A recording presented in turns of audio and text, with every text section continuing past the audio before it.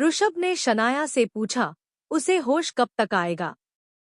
शनाया बोली, उसे सुबह तक होश आ जाएगा। तभी ऋषभ का फोन बजा। उसने फोन स्क्रीन पर देखा तो स्क्रीन पर शो हो रहे नाम को देख उसकी आंखें छोटी हो गई। किसका फोन है? ऋषभ? शोभा नहीं उसके चेहरे को देखते हुए पूछा तो ऋषभ बिना किसी भाव के सर्दी लहजे में बोला, आलोक शेरगिल का। लेकिन अगले ही पर ऋषभ ने कॉल पिक कर लिया और अपने कानों पर लगा लिया। फोन की दूसरी ओर से आलोक की आवाज आई, मैं जानता हूं आज अनोखी ने मुझसे बात करने की बात कही होगी और मुझे पूरा यकीन है कि तुमने उसे मना कर दिया होगा, इसलिए मैंने तुम्हें फोन लगाया है। इतना बोल आलोक शांत हो गया, लेकिन ऋषभ ने कुछ नहीं कहा। वो चुपचाप खड़ा था। उसकी चुप्पी सुन आलोक ने आगे कहा, डोंट वरी, तुम्हें अनोखी को फोन देने की जरूरत नहीं है। बस मेरी एक बात उस तक पहुंचा देना। उससे कहना कि उसकी मन्नत पूरी हो गई है। वो जिस खुशी का इतने सालों तक इंतजार कर रही थी, वो आज उसकी जिंदगी में आ गई है।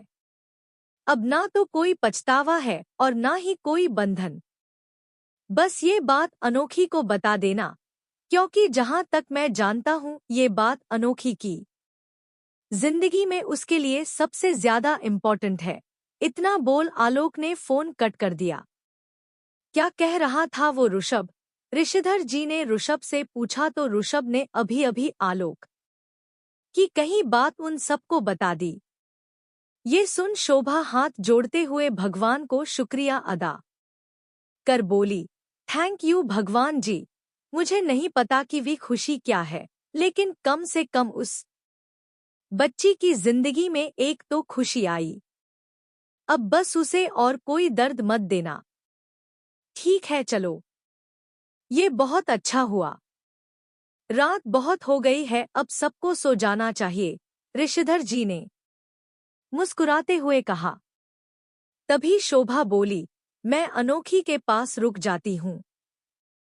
उसकी कोई जरूरत नहीं है मॉम, मैं रह लूंगा उसके पास। इतना बोल बिना किसी को और कुछ बोलने का मौका दिए ऋषभ अनोखी के कमरे में चला गया और सब उसे जाते हुए देखते रहे और फिर अपने कमरे में चले गए। देहरादून, एक सुनसान जंगल का इलाका जहां पर आलोके ने अपनी कार लाकर रोकी और कार से बाहर आ गया। उसके साथ विक्रम और हार्दिक भी बाहर आए। विक्रम ने आसपास देखा तो सुनसान रोड थी और अगल बगल सिर्फ जंगल था। विक्रम ने धीरे से हार्दिक के कानों में फुसफुसाते हुए कहा, अबे यार हार्दिक, कहीं हमने गलती तो नहीं कर दी? आलोक अंकल से पंगा लेकर कहीं ये हम लोगों को जंगल में लाकर मारने का तो नहीं सोच रहे हैं? खामखा मैंने इन्हें गुस्सा दिला दिया। अरे भरी जवानी मैं मर जाऊंगा, अब तक तो शादी भी नहीं हुई। अरे शादी तो छोड़ो, कोई लड़की की जिंदगी में नहीं आई। चुप कर, जब देखो तब बकवास करता रहता है। हार्दिक ने विक्रम को घूरा और फिर आलोक से बोला, अंकल आप हम लोगों को यहाँ क्यों लेकर आए हैं? ताकि मुझे तुम दोनों को मारने में आसानी हो। मैं तुम दोनों को मार के यही दफन दूंगा और किसी को पता भी नहीं चलेगा। विक्रम ने अपने हाथों को फोल्ड करते हुए बिना किसी भाव के कहा। तभी विक्रम डरते हुए तेज आवाज में बोला, देखा देखा, मैंने कहा था ना आलोक अंकल हम दोनों को मारने का ही प्लान बना रहे। मुझे नहीं मरना है। सॉरी आलोक अंकल, मैंने आपको गुस्सा दिला दिया ना। कसम से आगे से कभी गुस्सा नहीं दिलाऊंगा, बस मुझे मारना नहीं, मुझे शादी करनी है। विक्रम की बात सुन हार्दिक ने अपना सर पीट लिया और आलोक के होठों पर मुस्कुराहट आ गई। उसे मुस्कुराता देख विक्रम समझ गया कि वो उसके साथ मजाक कर रहा है, तो वो झेप गया। हार्दिक विक्रम को इग्नोर करते हुए आलोक से बोला, अंकल अब तो हमें बताइए कि क्या सच में वो परिवार अनोखी का है और अनोखी को आप कैसे जानते हैं? शादी के वक्त तो आपने कहा था कि उसका कोई परिवार नहीं है, तो यह सब कहाँ से आ गए? आलोक ने गहरी सांस ली और हार्दिक की ओर देखते हुए कहा, इतना तो तुम जानते ही हो हार्दिक की अर्चना मित्तल की प्रेगनेंसी के वक्त क्या हुआ था। उसके कोमा में जाने के बाद मनीष मित्तल ने हालतों का सारा इल्जाम अनोखी पर लगा दिया, ये बोलकर कि अगर वो नहीं होती तो उसकी बीवी सही सलामत होती। पैदा होते हैं उसने अनोखी को अनाथ आश्रम भेज देना चाहा, लेकिन मित्तल परिवार में बरसों से काम करने वाली औरत जिसे अनोखी दाई माँ बुलाती है, उसके लाख रिक्वेस्ट करने पर मनीष ने अनोखी को अनाथ आश्रम नहीं भेजा और दाई माँ अनोखी को लेकर मित्तल परिवार के आउट हाउस में रहने लगी। 4 सालों तक तो अनोखी को यही लगा कि दाई माँ ही उसकी माँ है, पर उसके बाद दाई माँ के बताने पर उसने जाना कि मित्तल परिवार उसका परिवार है। इन 20 सालों में मित्तल फैमिली में अनोखी को कई दर्द दिए और तो और मनीष की बातों को सच मानकर अनोखी भी यही मानने लगी थी कि उसकी वजह से अर्चना मित्तल की वो हालत हुई थी। इसलिए उसने भी तय कर लिया था कि जब तक उसकी माँ ठीक नहीं हो जाएगी तब तक वो अपने पैरों का इलाज नहीं कराएगी। इतना बोल आलोक शांत हो गया तो विक्रम ने उससे पूछा, आप अनोखी को कैसे जानते हो? आलोक ने कहा, एक बिजनेस स्टील के चलते में एक बार मित्तल विला गया था। वहां पर एक छोटी सी मुलाकात मेरी अनोखी से हुई थी और उस छोटी सी मुलाकात में अनोखी मेरे जहन में बस गई। उसकी मासूमियत में भूल ही नहीं पाया। फिर मुझे पता चला कि आनंद सेठ ही अनोखी को ढूंढ रहा है। जब मैं अनोखी की फोटो देखी तब मैं उसे तुरंत पहचान गया और मैंने ये ठान लिया था कि उसकी मासूमियत को मैं आनंद से ठीक है हैवानियत तले रौंदने नहीं दूंगा। आलोक की बात सुन हार्दिक और विक्रम एक दूसरे को देखने लगे। तभी आलोक ने कहा, जान ली सारी बात, अब अपने अपने रास्ते जाओ, समझे? आलोक फिर अपनी गाड़ी की ओर बढ़ गया। तभी विक्रम उसके सामने आया। विक्रम, बात तो दिया ना सब, अब हटो मेरे रास्ते से, आलोक ने गुस्से से कहा। लेकिन विक्रम चुपचाप उसे देख रहा था। इस वक्त विक्रम के चेहरे पर ना तो कोई शैतानी थी और ना ही नॉर्मल एक्सप्रेशन। इस वक्त तो उसके चेहरे पर गंभीर भाव थे जो तब होते थे जब वो 7 रिंग्स मेंबर बनता था। उसने अपने शांत पर कठोर लहजे में आलोक से कहा, सब कुछ नहीं बताया अंकल, बहुत कुछ है जो आपने अपने दिल में छुपा रखा है। वो राज जो पिछले 20 सालों से हम सबको जानना है। कहने का क्या मतलब है तुम्हारा विक्रम? कौन से राज? आलोक ने विक्रम को घूरते हुए पूछा तो विक्रम ने कहा, वकील हूँ अंकल, मैं लोगों की बातों से, उनके एक्सप्रेशन से और उनके कहे गए शब्दों से कहानियों को कड़ियों को जोड़ने का हुनर रखता हूँ। और आपने अभी अभी जो कहा उसे सुनकर मुझे क्या लगता है जानते हैं आप? आलोक में कुछ नहीं कहा, बस चुपचाप उसे देखता रहा। विक्रम अपनी बात पूरी करते हुए बोला, मुझे यही लगता है कि अनोखी की कहानी और 20 साल पहले आप जो शोभा आंटी को छोड़कर गए थे वो दास्तान कहीं ना कहीं जुड़ी हुई है। और वो कड़ी क्या है अंकल? ये बात तो सही कही है विक्रम ने, क्योंकि आप जब भी शोभा आंटी से मिलते हैं तो हम सबको आपकी आंखों में शोभा आंटी के लिए प्यार साफ साफ नजर आता है। तो जो आदमी अपनी बीवी से इतना प्यार करता है वो धोखा कैसे देगा? हार्दिक ने भी विक्रम से आलोक से सवाल किया। आलोक ने गुस्से से अपनी मुठिया बंद ली और अपनी लाल आंखों से उन दोनों को देख चिल्लाते हुए बोला, तुम दोनों अपनी बकवास बंद करो। तुम दोनों को अनोखी के बारे में जानना था और मैंने बता दिया, अब जाओ यहाँ से। इससे पहले मैं सच में तुम दोनों के साथ बहुत बुरा कर दूं। मजबूर मत करो मुझे। सच में तुम दोनों की लाश यहाँ दफनाने के लिए। इतना बोल आलोक ने विक्रम को अपने सामने से हटाया और कतार का दरवाजा खोला।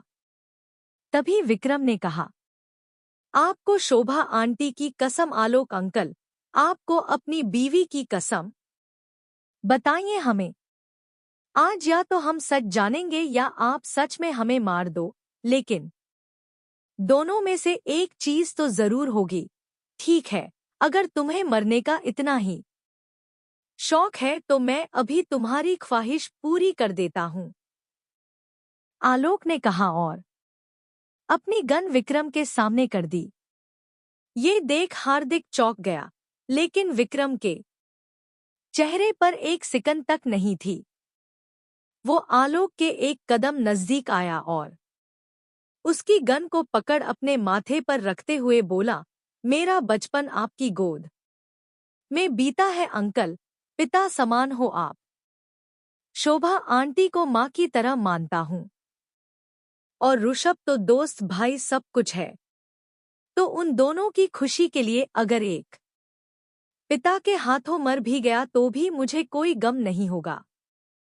तभी आलोक ने गुस्से में गन की छह गोलियां फायर कर दी। हार्दिक शोर से चिल्लाया, विक्रम। वही विक्रम अभी भी उसी एक्सप्रेशन के साथ खड़ा था और आलोक की गन उसके माथे से हटकर उसके चेहरे की साइड में हो गई थी, क्योंकि आलोक ने गोली विक्रम के पीछे एक पेड़ पर मारी थी। आलोक ने गुस्से से अपनी गन जमीन पर फेंकी और उनसे कुछ कदम दूर जाकर खड़ा हो गया। वो अपनी कमर पर हाथ रख गहरी गहरी सांस से लेकर खुद के गुस्से को शांत करने की कोशिश करने लगा। अबे तू ठीक तो है ना? हार्दिक तुरंत विक्रम के पास आकर बोला। तो विक्रम हाँ में अपना कर हिलाते हुए उसे ठीक रहने का इशारा किया और फिर वो दोनों आलोक के पास आए। विक्रम ने पीछे से आलोक के कंधे पर हाथ रख तो आलोक उसके हाथ को हटाकर चिल्लाते हुए बोला, क्यों जानना है तुम दोनों को? क्या करोगे जानकर? मैंने धोखा दिया था। मैं छोड़ कर गया था शोभा को क्योंकि मुझे कालिंदी पसंद आ गई थी। यही सच है। इतनी सिंपल सी बात तुम दोनों को समझ के नहीं आती है और तुम सबको मेरी आंखों में जो प्यार दिखता है वो कोई प्यार प्यार नहीं है। हाँ, एक गिल्ट जरूर होगा कि मैंने शोभा को धोखा दिया था, पर कोई प्यार नहीं। मैं कालिंदी से प्यार करता हूँ। 20 साल पहले भी और आज भी। यही बात आप आंटी की कसम खाकर कह दीजिए ना। उसके आगे कोई सवाल नहीं करूंगा, विक्रम ने सपाट लहजे में कहा। उसकी बात सुन आलोक की सब्र का बांध टूट गया और उसकी आंखें नम हो गई और वो विक्रम और हार्दिक की ओर पीठ दिखाकर खड़ा हो गया। विक्रम और हार्दिक ने एक दूसरे को देखा और उसके सामने आकर खड़े हो गए। हार्दिक ने कहा, अंकल 20 साल का वक्त लंबा होता है और आपका वक्त भी पूरा हो गया है। आप कब तक अकेले सहेंगे? बताइए ना, अपना मन हल्का हो जाएगा। अंकल शायद यही सही वक्त है। बता दीजिए कि अपने शोभा आंटी को धोखा नहीं दिया था। अंकल आप आज भी उन्हीं से प्यार करते हैं ना? विक्रम ने कहा। आलोक सड़क के किनारे जमीन पर बैठ गया। और अपने दोनों हाथों को घुटने पर रख बीती यादों के बारे में सोचने लगा। विक्रम और हार्दिक उसके अगल-बगल आकर उसी तरह जमीन पर बैठ गए और उसे देखने लगे। आलोक ने भरे गले से कहा, हाँ, मैं आज भी अपनी शोभा से ही प्यार करता हूँ। मैंने उसे कभी धोखा नहीं दिया। मैं उसे धोखा कैसे दे सकता हूँ? जिंदगी है वो मेरी। पर हालात ऐसे हो गए थे कि मुझे खुद से मेरी जिंदगी को तबाह करना पड़ा। मुझे खुद से मेरी जिंदगी से दूर होना पड़ा। ऐसा क्या हुआ था अंकल? विक्रम ने उसके हाथ पर हाथ रखकर पूछा। आलोक ने उसे देखकर कहा, तुम्हें वो तो वक्त याद ही होगा ना विक्रम, जब 10 साल की उम्र में ऋषभ ने कार चलाई थी और उसका एक्सीडेंट हो गया था। वो मैं क्या कोई नहीं भूल सकता अंकल। शायद ये सब उसी दिन से शुरू हो गया था। सबकी जिंदगी उसी दिन से बर्बाद होनी शुरू हो गई थी। विक्रम ने भी उन दिनों को सोचते हुए कहा। हार्दिक उन दोनों को देख उनकी बातें सुन रहा था। उसे पता तो था कि विक्रम और आलोक किस दिन की बात कर रहे हैं, लेकिन वो उस दिन को सोच नहीं पा रहा था, क्योंकि हार्दिक बचपन से ऋषभ के साथ नहीं था, बल्कि कॉलेज वक्त में वो दोस्त बने थे। आलोक ने कहा, शायद नहीं, ये सब उस दिन से नहीं शुरू हुआ था। क्या मतलब अंकल आपका? विक्रम ने ना समझी से पूछा। तो आलोक ने कहा, मैं एक बार देहरादून से कोलकाता बिजनेस डील के लिए आया था। वहां मेरी मुलाकात आनंद सेठी से हुई थी। उस वक्त मुझे नहीं पता था कि वो गलत कामों में जुड़ा हुआ है, इसलिए हम दोस्त बन गए और फिर एक दिन मैं कालिंदी से टकराया। उस दिन मुझे पता चला कि कालिंदी एक कोठे वाली है और उस कोठी का दलाल खुद आनंद सेठी था। ये सब जान मैं उसी वक्त समझ गया था कि आनंद सेठी अपने फायदे के लिए किसी भी हद तक गिर सकता है, क्योंकि कालिंदी उसकी सगी बहन है।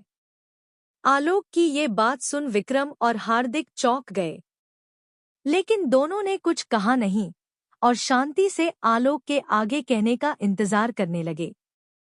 आलोक ने आगे कहा, मैं कोलकाता से वापस देहरादून आ तो गया था, लेकिन मुझे ये नहीं पता था कि मेरी खुशियों को कालिंदी और अनंत सेठी की नजर लग चुकी थी। कालिंदी को मैं चाहिए था और आनंद सेठी को मेरा पैसा। उन दोनों ने बहुत कोशिश की इन दोनों चीजों को पाने की, पर कभी हासिल नहीं कर पाए। पर शायद किस्मत उनके साथ थी और एक दिन उन्हें मौका मिल ही गया। ऋषभ ने स्कूल में अपने सीनियर के साथ शर्त लगा ली और जिद कर कार लेकर अकेले घर से निकल गया। लेकिन उसे ये नहीं पता था कि जो कार वो ले गया है उसका ब्रेक फेल था।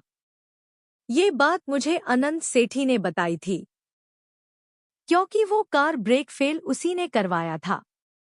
मैं ऑफिस से सीधे घर के लिए निकला और शोभा को फोन कर इस बारे में बताया और शोभा से कहा कि वो ऋषभ को घर से निकलने ना दे। लेकिन तब तक देर हो गई थी। ऋषभ चला गया था और जब शोभा ने ये जाना कि ऋषभ कार लेकर गया है और उस कार का ब्रेक फेल है, तो वो भी ऋषभ के पीछे चली गई। ऋषभ बचपन से ही स्मार्ट था। कार चलना उसने 10 साल की उम्र में ही सीख लिया था, लेकिन ब्रेक फेल होने की वजह से कार को हैंडल नहीं कर पाया। देहरादून की सड़कों पर अपनी कार को सबसे बचाते हुए ऋषभ स्पीड में गाड़ी चलाए जा रहा था और जैसा कि तुम सब जानते हो, ऋषभ की कार को रोकने के लिए शोभा अपनी कार उसकी कार के सामने लाकर ले आई, जिस वजह से दोनों का एक्सीडेंट हो गया। एक्सीडेंट में ऋषभ को तो थोड़ी चोट आई थी, पर शोभा की कार पूरी पलट गई थी और स्टीयरिंग व्हील में उसका पैर फंस गया था जिससे उसके पैरों में काफी चोट आई। और फिर डॉक्टर ने बताया कि शोभा आंटी कभी चल नहीं पाएगी और आपने सबसे यही कहा कि आप एक अपाहिज औरत के साथ अपनी जिंदगी बर्बाद नहीं करना चाहते और सब कुछ छोड़कर आप कालिंदी के पास चले गए। पर यह सच नहीं था ना अंकल? आलोक की बात को आगे बीच में रोकते हुए विक्रम ने कहा।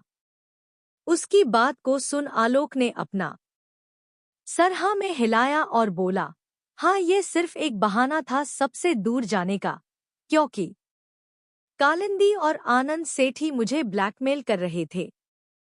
आनंद सेठी चाहता था कि मैं उसके साथ जुड़ जाऊं और कालिंदी जाती थी कि मैं शोभा को हमेशा हमेशा के लिए छोड़ दूं। और मजबूर होकर मैंने उन लोगों की बात मान ली। पर आपकी मजबूरी क्या थी अंकल? हार्दिक ने पूछा तो आलोक बोला, कार चलाते हुए ऋषभ की कार एक प्रेग्नेंट लेडी से टकरा गई थी, लेकिन उस वक्त ऋषभ उस लेडी पर ध्यान ही नहीं दे पाया और उसकी कार आगे चली गई और वो औरत और कोई नहीं, अनोखी की मां अर्चना मित्तल थी।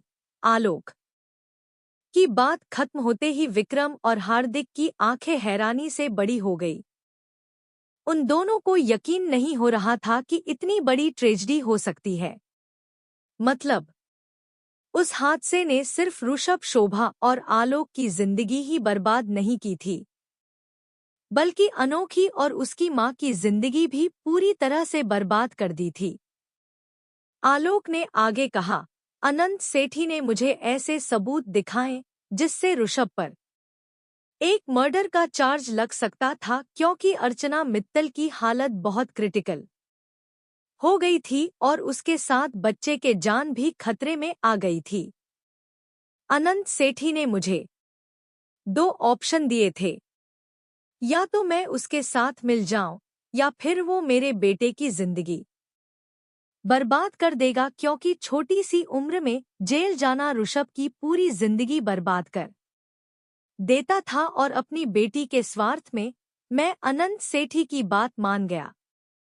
उसके बाद अनंत सेठी ने उस एक्सीडेंट को किसी भी रफा दफा कर दिया और मित्तल फैमिली को कभी पता ही नहीं चल पाया कि अर्चना मित्तल का एक्सीडेंट ऋषभ के कार से हुआ था, क्योंकि अनंत सेठी ने अपने किसी आदमी की उस एक्सीडेंट का जिम्मेदार बनाकर उसे जेल भेज दिया। उसके बाद मैं अनंत सेठी के साथ गलत काम करने लगा, एक के बाद दीदी के बाद 3, और ऐसे ही ना जाने कितने गलत कामों में मैंने अनंत सेठी का साथ दिया और उस दलदल में फंसता चला गया। इतना कि 20 साल हो गए मैं उस दल से बाहर ही नहीं आ पाया, और इन सब में मैं अर्चना मित्तल को भूल गया। पर सालों बाद जब मैं बिजनेस डील के लिए गया तब मैंने अर्चना मित्तल की तस्वीर देखी थी और उसी वक्त मैं उसे पहचान गया था। मैं उन सब की इन्फॉर्मेशन निकाली और तब मैंने जाना कि कैसे मित्तल फैमिली ने अनोखी की जिंदगी नरक बना दी थी।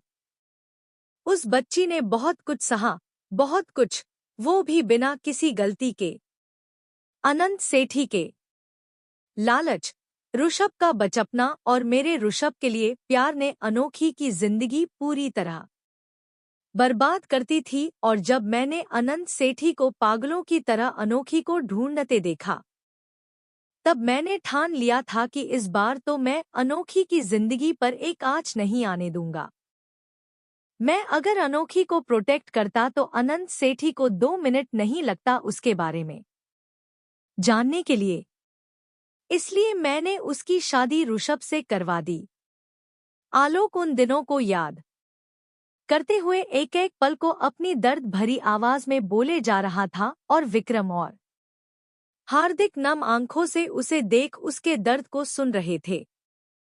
विक्रम ने आलोक के कंधे पर हाथ रखकर पूछा, आलोक अंकल, आपने कभी किसी को ये बात बताई क्यों नहीं? क्यों? सबकी गलियान, सबकी नफरत, सबका तिरस्कार सहते रहे? ऋषभ तो आपसे बहुत नफरत करता है अंकल, वो भी उसे बात के लिए जो आपने कभी की ही नहीं। और शोभा आंटी, वो तो आज भी आपसे प्यार करती है।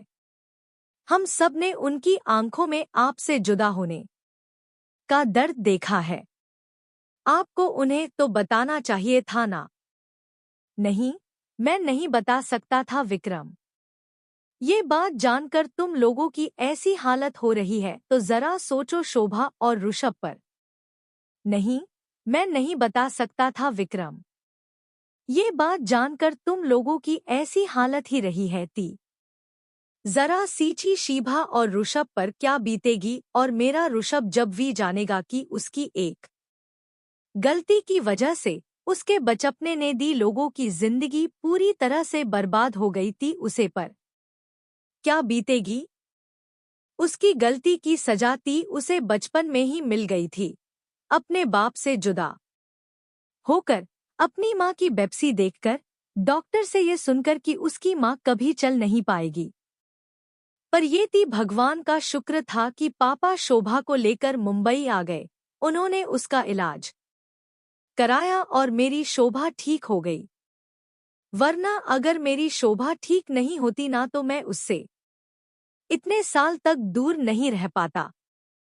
पर अंकल, क्या कभी आपने ये सोचा है कि जिस दिन अनोखी कि ये पता चलेगा कि उसकी जिंदगी को बर्बाद करने वाला, उसकी माँ को कोमा में डालने वाला और कोई नहीं ऋषभ है, तो उस पर क्या बीतेगी। हार्दिक ने धीरे से पूछा। उसका सवाल खत्म होते ही वहां एकदम सन्नाटा हो गया। बस धीरे धीरे पत्तियों के हिलने की आवाज आ रही थी। आलोक अपनी जगह से खड़ा हुआ और 2 कदम आगे बढ़ गया। विक्रम और हार्दिक भी अपनी जगह से खड़े होकर उसे देखने लगे। आलोक ने अपना एक हाथ पेड़ पर रखा और बिना उन दोनों की ओर देखे बोला, मुझे ये तो नहीं पता हार्दिक की अनोखी को कैसा लगेगा ये सब जानकर। मुझे यार भी नहीं पता कि वो इस सच को अपनाएगी या नहीं। मैं बस इतना जानता हूं कि अगर अनोखी को अनंत सेठी से बचाना है तो उसे ऋषभ के साथ रहना ही होगा। और मैंने अनोखी की शादी ऋषभ से इसलिए भी कराई क्योंकि इस शादी से अनोखी को वो चीज मिलती जिसकी कमी उसकी जिंदगी में सबसे ज्यादा है और जिसकी चाह उसके मन में सबसे ज्यादा है। वो क्या है? विक्रम और हार्दिक दोनों ने एक साथ पूछा। तो आलोक ने कहा, एक पूरा परिवार और परिवार का प्यार। अनोखी ने हमेशा परिवार की चाह रखी और वो परिवार उसे इस शादी के ने हमेशा परिवार की चाह रखी और वो परिवार उसे इस शादी के बाद मिल गया। उसे दादाजी मिले, माँ की तरह प्यार करने वाली मेरी शोभा मिली, पिता की तरह सर पर हाथ रखने वाला मेरा छोटा भाई अंजय मिला। सुरेखा भले ही उसे खरी खोटी सुनाती है, पर जिस दिन उसने अनोखी को अपना लिया ना तो देखना अपनी सगी बेटी की तरह उसे प्यार करेगी। रोहित और रिया जैसे दोस्त मिले जो भाई बहन से बढ़कर है। तुम जैसे भाई मिले और ऋषभ, इतना बोल आलोक 2 पल चुप हुआ और फिर हल्का मुस्कुराते हुए बोला, और मुझे यकीन है अनोखी की मासूमियत उसके दिल में बस जाएगी और वो उससे बेपनाह इश्क करेगा। और जिस दिन उन दोनों के जिंदगी के सारे गिरे गिले शिकवे दूर होंगे ना, उस दिन से उन दोनों का प्यार इस तरह से परवान चढ़ेगा कि उन्हें किसी और की जरूरत भी नहीं होगी। वो दोनों एक दूसरे को पूरा करेंगे और मुझे यकीन है ऋषभ अनोखी को जिंदगी की सारी खुशी देगा। आलोक ने भी मुस्कुराते हुए दोनों के गाल पर हाथ रखा और बोला, मैं अपने परिवार से दोबारा मिलूं या ना मिलूं, बस मेरा परिवार और तुम सब सही सलामत रहो, इससे ज्यादा मुझे जिंदगी से और कुछ नहीं चाहिए।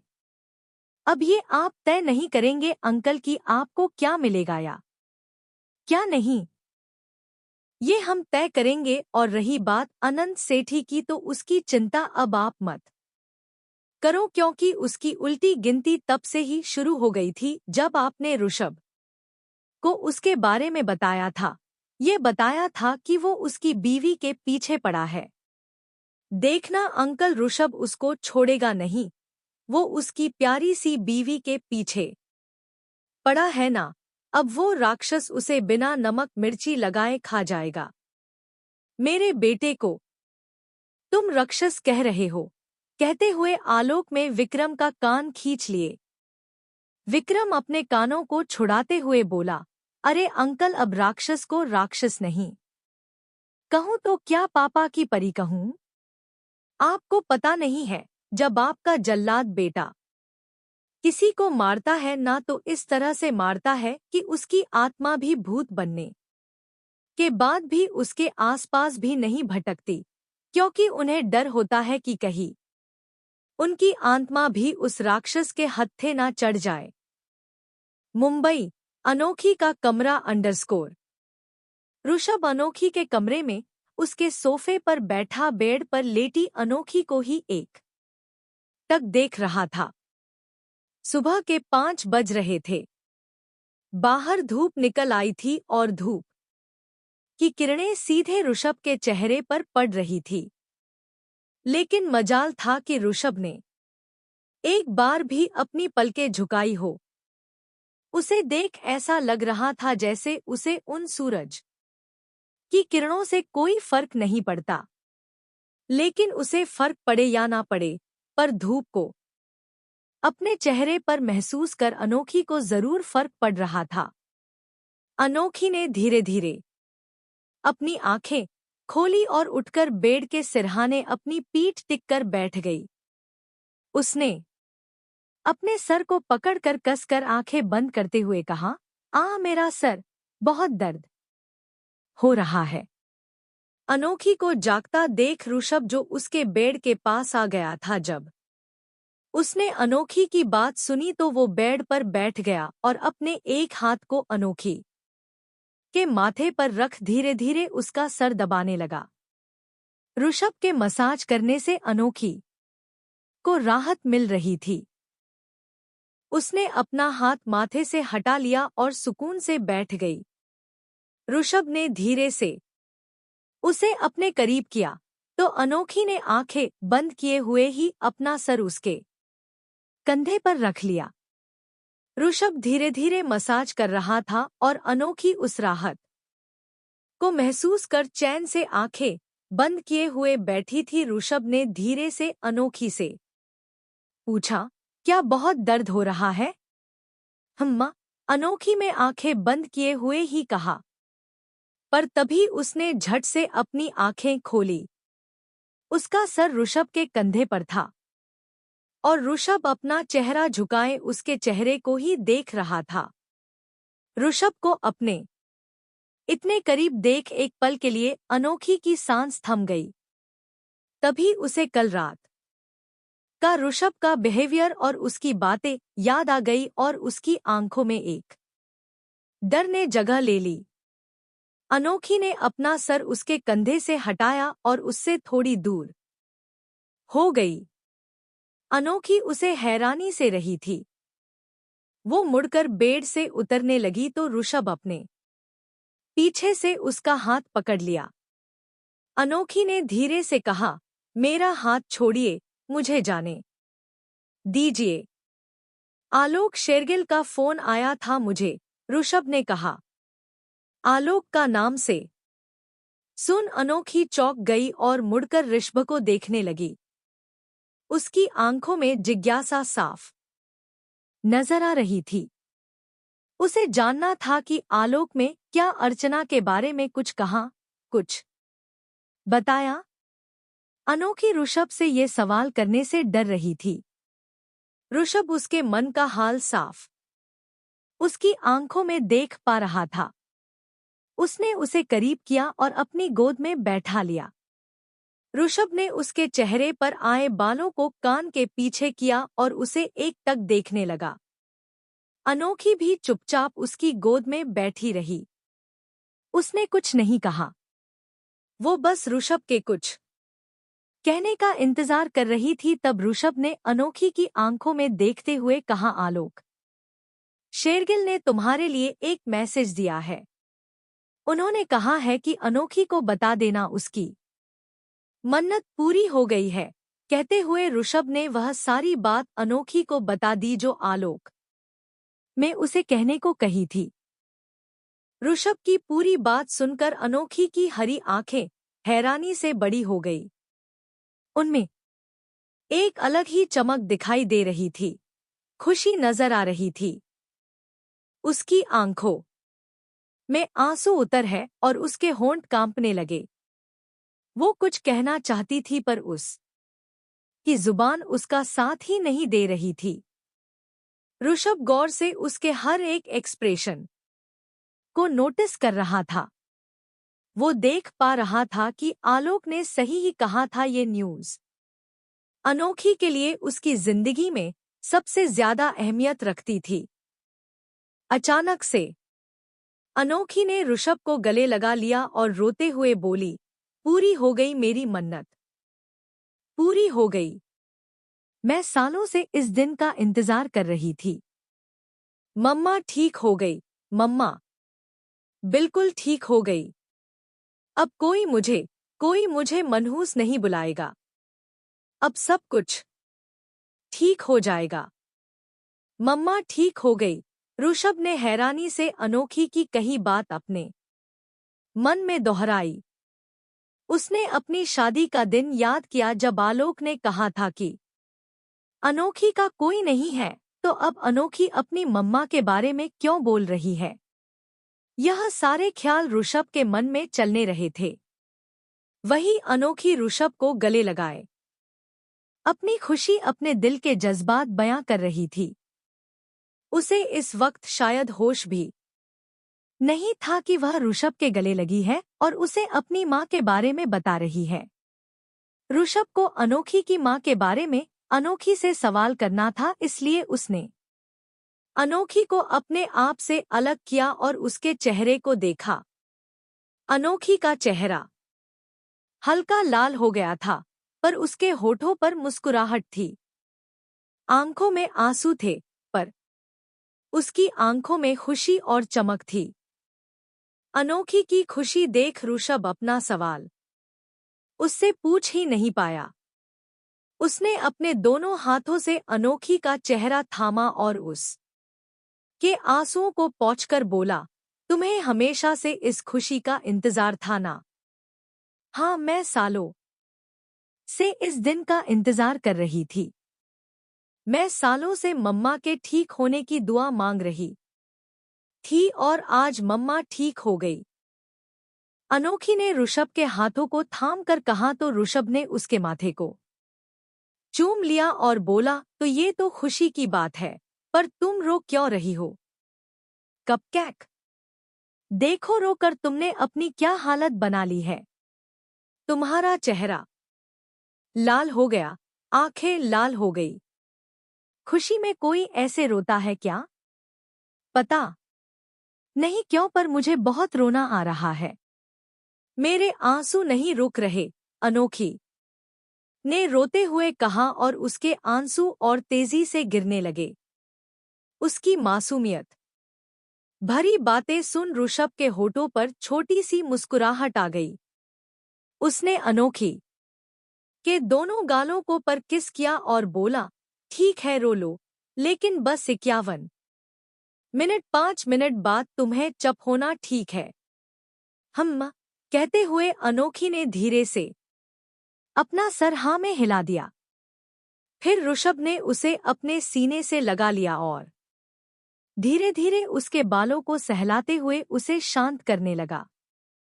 वही अनोखी आंखें बंद किए हुए उसके सीने से लगी चुप होने की कोशिश कर रही थी और उसकी कोशिश 5 मिनट बाद सफल हो ही गई।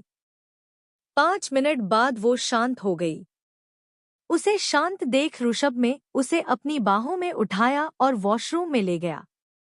फिर उसे अपनी बाहों से उतार कर ऋषभ ने उससे कहा, कपकेक अब तुम फ्रेश हो जाओ और रेडी होकर बाहर आ जाओ। तुमने रात से कुछ नहीं खाया है, इसलिए जल्दी से ब्रेकफास्ट करने आ जाना। अनोखी ने भी हामी में धीरे से अपना सर हिला दिया तो ऋषभ मुड़कर वहां से जाने लगा, पर अनोखी ने उसकी शर्ट का कोना पकड़ उसे वही रोक दिया। ऋषभ ने मुड़कर उसे देखा तो अनोखी उसे देख धीरे से बोली, मेरा नाम अनोखी है। अनोखी की बात से ऋषभ कंफ्यूज हो गया। उसने कहा, तुम बता रही हो या पूछ रही हो? मैं बता रही हूं कि मेरा नाम अनोखी है। अनोखी ने फिर कहा, हाँ मुझे पता है तुम्हारा नाम अनोखी है। ऋषभ ने मुंह बनाते हुए कहा, तो फिर आप मुझे कपकेक क्यों बुलाते हैं? मैं कोई खाने वाली नीस थोड़ी हूँ जो आप बार बार मुझे कपकेक बुलाते हैं। अनोखी, तो फिर आप मुझे कपकेक क्यों बुलाते हैं? मैं कोई खाने वाली चीज थोड़ी हूँ जो आप बार बार मुझे कपकेक बुलाते हैं। अनोखी ने मासूमियत से उसके सवाल किया। उसके होठ पाउट में बदल गए थे। वो कंफ्यूज थी। वहीं उसका सवाल सुन ऋषभ के होठों पर बड़ी सी स्माइल आ गई। वो अपनी क्यूट सी बीवी को देख रहा था। उसने अनोखी की कमर पर हाथ रखा और उसे अपने करीब कर लिया। अनोखी अपनी सवालिया नजरों से आंखें बड़ी बड़ी कर उसे देख रही थी। ऋषभ उसके चेहरे के पास झुककर शरारत से बोला, तुम खाने वाली चीज ही हो, पर पूरी दुनिया में सिर्फ मैं ही तुम्हें खा सकता हूँ। ऋषभ की बात सुन अनोखी की आंखें बड़ी हो गई। उसने डरते हुए पूछा, आप मुझे सच में खा लेंगे? पर आप मुझे कैसे खा सकते हो? मैं तो इंसान हूं ना, और आप तो नॉनवेज भी नहीं खाते हो। हाँ तो मैं नॉनवेज कहाँ खाऊंगा?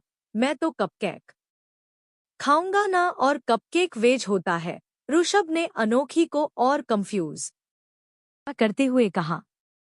उसे बड़ा मजा आ रहा था अनोखी को परेशान करने में, और अनोखी सच में उसकी बातें सुन पूरी तरह से कंफ्यूज हो गई। उसके माथे पर बल पड़ गए।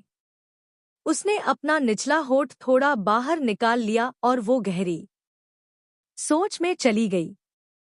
अनोखी को इस तरह देख ऋषभ को मन ही मन बड़ी हंसी आ रही थी। उसने अनोखी के होठों को अपने होठों से हल्के से छुआ और जाते हुए बोला, जल्दी से रेडी हो जाओ कपकेक, वरना आज ब्रेकफास्ट में मैं तुम्हें ही खा लूंगा। इतना बोल ऋषभ वहां से चला गया। उसकी बात सुन अनोखी डर से जल्दी जल्दी फ्रेश होने लगी। ऋषभ जब अनोखी के कमरे से बाहर आया तो घर की हालत देख उसके माथे पर बल पड़ गए और उसकी आंखें छोटी हो गई। पूरा hall red and white colour के बैलून से सजाया गया था। हर जगह रेड और व्हाइट कलर की थीम से डेकोरेशन की गई थी। शिवाय वीडियो पर चढ़कर एक पिलर पर बलून्स लग रहा था। नीचे रिया उसे एक एक कर बैलून थमा रही थी और उसके बगल में चेयर पर आराम से बैठा रोहित सेब खाते हुए शिवाय से बोला, अबे जल्दी जल्दी करना वरना छोटी सी भाभी अभी आ जाएगी। चुप कर, एक तो खुद आराम से बैठा खा रहा है और ऊपर से ऑर्डर दे रहा है। अगर अभी तूने मुझे कुछ भी बोला ना, ती कसम से बोल रहा हूँ, यहाँ से सीधे तुझ पर कूद जाऊंगा। फिर हाथ के साथ साथ पैरों पर भी पट्टी आ जाएगी। बोल कूदू, कहते हुए शिवाय ने कूदने का इशारा किया तो रोहित जल्दी से अपने चेयर से खड़ा होकर 2 कदम पीछे हो गया और उसे घूरते हुए बोला, ओए अगर तू गलती से भी कूदा ना मुझ पर तो तेरे लिए अच्छा नहीं होगा। इसलिए चुपचाप काम कर और जल्दी जल्दी कर। बोल रोहित वहां से भाग गया। उसे भागता देख रिया हंसने लगी। रोहित भागते हुए सीधे ऋषभ से टकरा गया। ऋषभ को देख पहले तो रोहित ने डर से अपना सिलाइवा गटका, पर अनोखी का ध्यान आते हैं उसने तुरंत ऋषभ से पूछा, भाई छोटी सी भाभी कैसी है? रात में ठीक तो थी ना? वो तो ठीक थी लेकिन शायद तुम लोग ठीक नहीं हो। ये क्या हाल बनाया है घर का? क्या हो रहा है ये सब? ऋषभ ने उसे घूरते हुए पूछा। सरप्राइज की तैयारी भाई। कल शनाया ने कहा था ना छोटी सी भाभी को खुश रखना है, तो इसलिए हम लोगों ने ये सब किया है। वो आज वैलेंटाइन डे है तो छोटी सी पार्टी करेंगे तो छोटी सी भाभी एकदम खुश हो जाएगी, और वैसे भी उनकी मन्नत पूरी हुई है तो सेलिब्रेशन करना तो बनता है ना, रोहित ने खुश होते होते हुए कहा। Valentine day? ऋषभ ने कंफ्यूज होते हुए पूछा तो रोहित बोला, हाँ भाई वैलेंटाइन डे, आज वैलेंटाइन डे है। अब आपका और वैलेंटाइन डे का क्या लेना देना तो आपको कैसे पता होगा? वैसे आपकी शादी को 2 साल हो गए हैं, पर अगर देखा जाए तो छोटी सी भाभी के साथ ये आपकी पहली वैलेंटाइन डे होगी, तो आपको छोटी सी भाभी के लिए कुछ स्पेशल करना चाहिए। रोहित ने ऋषभ के कंधे पर हाथ रख उसे एक टीचर की तरह समझाते हुए कहा। ऋषभ ने एक नज़र उसके हाथ को देखा और फिर उसे खा जाने वाली नजरों से देखने लगा तो रोहित अपना हाथ उसके कंधे से हटाकर झूठी हंसते हुए बोला, पर क्यों करेंगे आप? आपके पास तो इतने सारे काम हैं। हम लोग कर देंगे। छोटी सी भाभी को हम लोग सरप्राइज दे देंगे।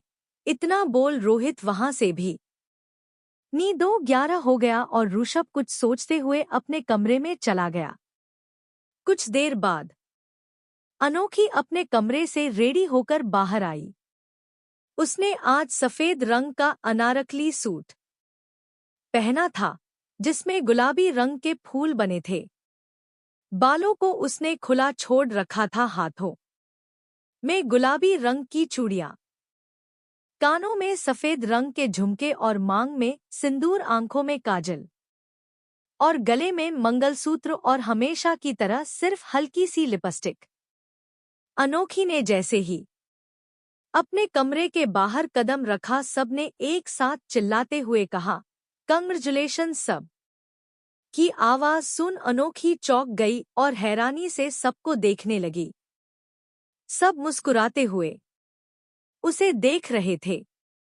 सबके हाथों में बैलून और गुलाब के फूल थे।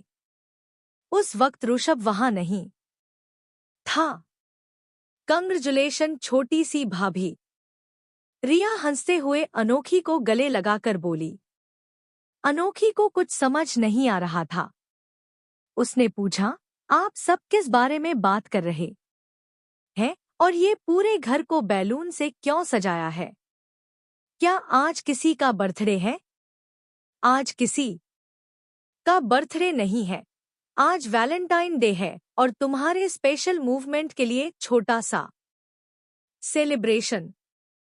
तुम्हारी मन्नत पूरी हो गई है तो सेलिब्रेशन तो बनता है ना, इसलिए हम छोटी सी पार्टी करेंगे। रिया ने अनोखी के गालों को खींचकर कहा। रिया की बात सुन अनोखी का दिल पिघल गया। उसकी खुशी में आज इतने सारे लोग शामिल थे, वरना आज तक तो वो जब भी खुश होती उसके पास सिर्फ दाई माँ होती थी। यही सब सोचकर उसकी आंखें थोड़ी ना हो गई। ऋषभ अपने कमरे के बाहर रेलिंग के पास खड़ा अनोखी को देख रहा था। उसने भी वाइट रंग की शर्ट और ब्लू जीन्स पहन रखी थी। अरे क्या हुआ? तुम रो क्यों रही हो? डेकोरेशन पसंद नहीं आया क्या? मतलब मेरी सारी मेहनत वेस्ट हो गई। शिवाय ने रोनी सी शक्ल बनाकर अनोखी से पूछा तो अनोखी हल्का सा मुस्कुरा कर बोली, नहीं वो थैंक यू। बहुत मुश्किल से अनोखी के मुंह से ये 4 शब्द निकले थे। उसका गला भर आया था। उसे इतना इमोशनल देख शोभा ने उसे गले से लगा लिया और प्यार से बोली, थैंक यू की कोई जरूरत नहीं है। चलो अब जल्दी से अपने आंसू पोंछो। ये कहते हुए शोभा ने पहले तो अनोखी के आंसू पोंछे और फिर उसे अपने हाथ में लिया एक रेड हार्ट शेप का बैलून और एक रेड रोज दिया। ये किस लिए? अनोखी नहीं पूछा तो शोभा बोली, आज वैलेंटाइन डे है ना अनोखी। ये वैलेंटाइन डे क्या होता है? अनोखी ने फिर पूछा तो रोहित थोड़ा हैरान होकर बोला, छोटी सी भाभी तुम्हें वैलेंटाइन डे नहीं पता? नहीं, अनोखी ना में अपना सर हिलाकर बोली तो शोभा ने मुस्कुराते हुए कहा, वैलेंटाइन डे के दिन हम जिससे प्यार करते हैं उसे तोहफा देते हैं, फूल देते हैं, चॉकलेट देते हैं। इसलिए ये मेरी तरफ से है, क्योंकि मैं तुमसे बहुत प्यार करती हूँ अनोखी। और हम सब भी, कहते हुए सबने अपने हाथ में लिया हार्ट शेप का बैलून और रोज गुलाब अनोखी के हाथ में थमा दिया। अब अनोखी के हाथ में बहुत सारे बैलून और रोजेस हो गए थे। अनोखी सबको देख रही थी और इमोशनल हो रही थी। सबने उसे अपने हाथ में लिया बलून और फूल दिया, पर सुरेखा अब भी अपने हाथ में बैलून और रोज लिए खड़ी थी। उसने अनोखी को नहीं दिया और ये देख अनोखी थोड़ी सी उदास हो गई। अजय ने सुरेखा से कहा, सुरेखा, तुम्हें नहीं देना क्या? दे दूंगी पर मेरी एक शर्त है। सुरेखा ने कहा तो अनोखी उसे देखने लगी। सुरेखा अनोखी के पास आकर बोली, दीदी इससे बोल दो कि ये आज के बाद से मुझे सिर्फ चाची जी कहकर ही बुलाए। हीरे की कसम दीदी, अब मुझे इसके मुंह से छोटी मालकिन नहीं सुनना है, मैं बोर हो गई हूँ।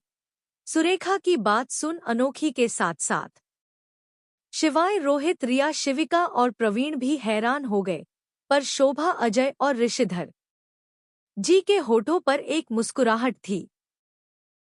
अनोखी अपनी आंखें बड़ी बड़ी कर सुरेखा को देख रही थी तो सुरेखा ने कहा, अब यूं आंखें बड़ी बड़ी कर मुझे घूर क्या रही है? बोलेगी ना मुझे चाची जी। अनोखी ने मुस्कुराते हुए हाँ में अपना सर हिलाया, पर फिर कुछ सोचकर जल्दी से अपना करना में हिलने लगी तो उसे देख सब कंफ्यूज हो गए। सुरेखा ने कहा, ये क्या है? हाँ बोल रही है या ना? अनोखी तुरंत बोली, नहीं मैं नहीं बुलाऊंगी। क्यों? सुरेखा ने पूछा तो अनोखी ने धीरे से कहा, वो मेरे आप सबको परिवार की तरह से बुलाने उन्हें अच्छा नहीं लगता। वो गुस्सा करते हैं और सजा भी देते हैं। मैं नहीं बुलाऊंगी। अनोखी की बात सुन सब समझ गए कि अनोखी ऋषभ की बात कर रही है। सब एक दूसरे को देखने लगे। ऋषभ ने भी उसकी बात सुनी। उसे वो दिन याद आ गया जब उसने अनोखी को ऑफिस बुलाया था। उसने अपने मन में कहा, तुम बुला सकती हो कपकेक, क्योंकि अब से ये परिवार तुम्हारा भी है। तभी ऋषिधर जी ने आगे आकर अनोखी के सर पर हाथ फेर कर कहा, उसकी चिंता तुम बिल्कुल मत करो। तुम जिसे चाहे जो भी बुला सकती हो। मैं भी देखता हूँ वो तुम्हें तुम पर कैसे गुस्सा करता है। अब अगर उसने तुमसे कुछ भी कहा ना तो उसे सजा मैं दूंगा। अपनी इस छड़ी से मारूंगा उसे। कहते हुए ऋषिधर जी ने अपनी छड़ी अनोखी को दिखाई। उनकी बात सुन सब मुस्कुराने लगे पर अनोखी उनके छड़ी को पकड़कर बोली, नहीं आप छड़ी से मत मारना, उन्हें चोट लग जाएगी। ऋषभ के लिए अनोखी को चिंता करते देख शोभा उसे गौर से देखने लगी। शिविका ने अनोखी को छेड़ते हुए कहा, अरे वाह, लिटिल एंजल अपने हस्बैंड की इतनी चिंता। तभी शिवाय ने भी कहा, अरे इतनी चिंता मत करो। उसे छड़ी से मारने के बाद भी कुछ नहीं होने वाला, नहीं होता है। चोट लगने पर दर्द होता है, बहुत दर्द होता है। अनोखी ने तपाक से कहा।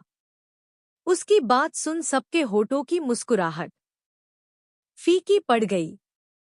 सबको कल रात की शनाया की बात याद आ गई, जब उसने बताया था कि अनोखी के शरीर पर कई जख्मों के निशान हैं। ऋषभ की पकड़ रेलिंग पर कस गई। उसे अपनी गलती का एहसास और अनोखी पर प्यार दोनों ही आ रहा था। उसने अनोखी के साथ कितना कुछ नहीं किया, फिर भी अनोखी उसकी चिंता में दादाजी को उसे मारने से मना कर रही थी। वहां का माहौल अचानक से थोड़ा गंभीर हो गया था। रोहित ने थोड़ी तेज आवाज में कहा, अरे अरे ठीक है, कोई नहीं मारेगा आपके पति को, पर आपको माँ की बात माननी होगी। अब आप किसी को भी ऐसे नहीं बुलाएगी जैसे आज तक आप बुलाती आई हो, और अब इस पर आगे कोई बहस नहीं होगी। चलिए चलकर जल्दी से केक काटते हैं। वो भी इंतजार में बैठा है कि कब छोटी सी भाभी आएगी और उसे कटेगी। उसके बाद सब हॉल में आ गए। हॉल का डेकोरेशन देख अनोखी खुश हो गई। सामने टेबल पर एक वाइट कलर का केक रखा था जिस पर रेड कलर से कंग्रेचुलेशन लिखा था। अनोखी ने केक काटा और सबको खिलाया। फिर उसकी नजरें ऋषभ को ढूंढने लगी। जब उसे ऋषभ वहां नहीं देखा तो उसकी नजरें ऊपर चली गई। ऋषभ खड़ा उसे ही देख रहा था। ऋषभ ने 2 पल उसे देखा और फिर अपने रूम में चला गया तो अनोखी की नजरें नीचे कर नी। फिर सबने ब्रेकफास्ट किया और रोहित सबसे बोला, तो आप सब शाम की रेडी होकर आ जाना और कोई भी पार्टी में लेट नहीं होगा, ठीक है? रोहित ने कहा तो सब लोग एक साथ बोले, ठीक है। फिर अनोखी अपने कमरे में आ गई। उसने गुलाब के फूलों को वास में रखा और सारे बैलून लेकर बालकनी में चली आई। उसने एक एक कर सभी बैलून को रेलिंग से बांध दिया। हवा की वजह से बैलून इधर-उधर झूल रहे थे, जिसे देख अनोखी खुश हो रही थी। उसके होठों पर बच्चों वाली मुस्कुराहट थी। उसने हाथ जोड़कर ऊपर देखते हुए कहा, थैंक यू भगवान जी, अपने मम्मा को भी ठीक कर दिया और मेरी खुशी में इन सबको भी शामिल कर दिया। सबने मुझसे कहा कि सब मुझे बहुत प्यार करते हैं। थैंक यू भगवान जी मुझे इन सब से मिलाने के लिए, और थैंक यू आलोक अंकल को भी। आलोक अंकल, मुझे नहीं पता कि आपने मेरी शादी इनसे क्यों करवाई, आपको क्या मिला होगा, पर इस शादी से मुझे सब कुछ मिला। माँ का इलाज भी हुआ और मुझे फैमिली भी मिली। पर आप किस फैमिली से दूर क्यों है? अगर आप भी इस फैमिली में होते तो यह फैमिली पूरी हो जाती। अनोखी हाथ जोड़ आंखें बंद किए हुए भगवान से शुक्रिया अदा कर रही थी और अपने आप से बातें कर रही थी। इस बात से बेखबर कि उसके पीछे ऋषभ खड़ा था। अब कौन सी विश मांग रही हो भगवान से? ऋषभ ने उसके कान में फुसफुसाते हुए कहा। अचानक से उसके आने पर अनोखी चौंक गई और पलटकर हैरानी से उसे देखने लगी। आप यहाँ क्या कर रहे हैं? अनोखी ने हैरानी से पूछा। ऋषभ बिना किसी भाव के बोला, केक खाने आया हूँ। ऋषभ की बात सुन अनोखी थोड़ी उदास हो गई और धीरे से बोली, पर केक तो खत्म हो गया और तुमने मुझे केक खिलाया भी नहीं और बाकी सबको खिलाया। ऋषभ एक कदम अनोखी के पास आकर बोला, तो अनोखी एक कदम पीछे जाते हुए बोली, पर आप वहां थे ही नहीं तो मैं आपको कैसे खिलाती? मैं तो वहीं पर था और तुमने देखा भी था। ऋषभ एक और कम उसके आगे आते हुए बोला तो अनोखी एक और कदम पीछे लेते हुए बोली, पर आप तो ऊपर थे ना, और आपने जब देखा कि सब केक खा रहे हैं तो आप नीचे क्यों नहीं आए? अच्छा ऐसा है, पर तुमने तो मुझे बुलाया ही नहीं। तो मैं आता कैसे?